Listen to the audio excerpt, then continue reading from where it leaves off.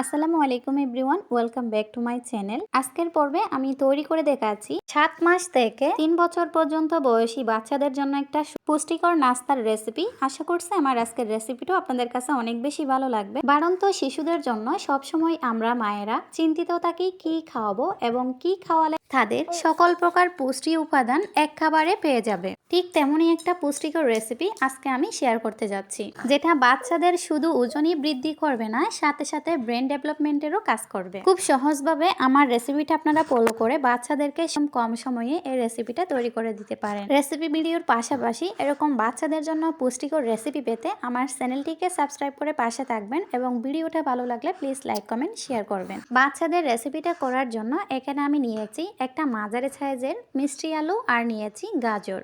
যে পরিমাণে আমি গাজর আর মিষ্টি আলু গ্রেট করে নেব সে অনুযায়ী ছিলে আমি পরিষ্কার করে নিচ্ছি। মিষ্টি আলু আর গাজরে রয়েছে প্রচুর পরিমাণে ভিটামিন, যা বাচ্চাদের জন্য অনেক বেশি উপকারী। বাচ্চাদেরকে মিষ্টি আলু আর গাজর খাওয়ার ফলে বাচ্চাদের হজম শক্তি বৃদ্ধি পায় এবং কোষ্ঠকাঠিন্য দূর হয়। এই শীতের মৌসুমে মিষ্টি আলু আর গাজর অ্যাভেলেবেল বাজারে কিনতে পাওয়া যায়।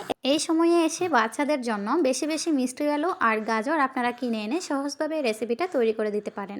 আমার বাবুর চাহিদা অনুযায়ী আমি মিষ্টি আলু আর গাজর এখানে গ্রেট করে নিয়েছি। এখন চুলায় একটা প্যান বসিয়ে দিয়ে দিয়েছি 1 টেবিল চামচ ঘি। এখানে আপনারা বাটারটাও ইউজ করতে পারেন।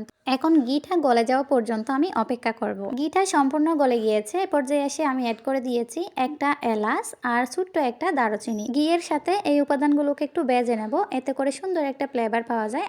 দারুচিনি আর এলাচটা ভেজে নিয়েছি। এ পর্যায়ে এসে আমি অ্যাড করে দিচ্ছি 1 কাপ পরিমাণে গরুর দুধ। দুধটা দেওয়ার পর ঘিয়ের সাথে একটু মিশিয়ে নিচ্ছি। আমি আজকে যে খাবারটা তৈরি করে দেখাচ্ছি এই খাবারটা 7 মাস বয়স থেকে 3 বছর অবধি বাচ্চাদেরকে দিতে পারবেন। তবে খেয়াল রাখবেন 7 মাস থেকে 1 বছরের নিচে হলে বাচ্চাদের খাবারে গরুর দুধ ইউজ করবেন না। সেক্ষেত্রে আপনারা নর্মাল পানি দিয়ে খাবারটা তৈরি করে দেবেন। দুধটা হালকা ব্লক আসতে শুরু করছে। এ পর্যায়ে এসে আমি অ্যাড করে দেব গ্রেট করে রাখা গাজর আর মিষ্টি আলু। মিষ্টি আলু আর গাজরটা দেওয়ার পর আমি দুধের সাথে একটু মিশিয়ে নিলাম। এখন ঢাকনা দিয়ে অপেক্ষা করব যতক্ষণ না পর্যন্ত এই খাবারটার মধ্যে সুন্দর একটা ব্লক চলে আসছে। খাবারটা হতে থাক, এদিকে আমি একটা দেশি মুরগির ডিম কাঁটা চামচের সাহায্যে ভালো করে পেটিয়ে নিয়েছি। অন্যদিকে খাবারটা তো সুন্দর একটা ব্লক চলে আসছে। এ পর্যায়ে আমি একটু সামান্য করে নেড়ে ছেড়ে দিচ্ছি। গাজর আর মিষ্টি আলু সিদ্ধ হতে যেহেতু টাইম লাগে না, আমি একটু পরপর একটু নাড়াচাড়া করে দিচ্ছি যেন প্রপারলি ভালো করে সিদ্ধ হয়ে যায় অল্প সময়ের মধ্যে। দেখুন এর মাঝে কিন্তু মিষ্টি আলু আর গাজরটা প্রপারলি সিদ্ধ হয়ে গিয়েছে।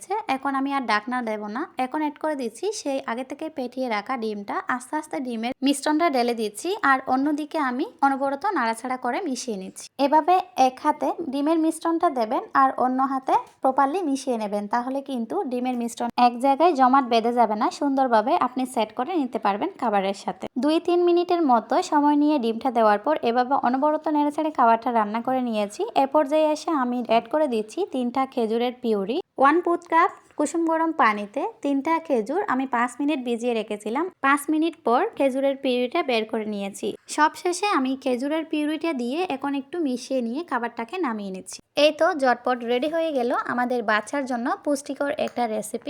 একটু আপনারা চাইলে বাদামের গুঁড়া দিয়ে আমার মতো বাচ্চাদেরকে এই খাবারটা দিতে পারেন। দেখবেন বাচ্চারা এই খাবারটা খুব সুন্দরভাবে মজা করে খাচ্ছে। এভরিওয়ান, আমার আজকের রেসিপিটা আপনাদের কাছে কেমন লাগছে কমেন্টস করে জানাবেন। আজকের মতো এখানেই বিদায় নিচ্ছি। ভালো থাকবেন সবাই। আল্লাহ হাফেজ।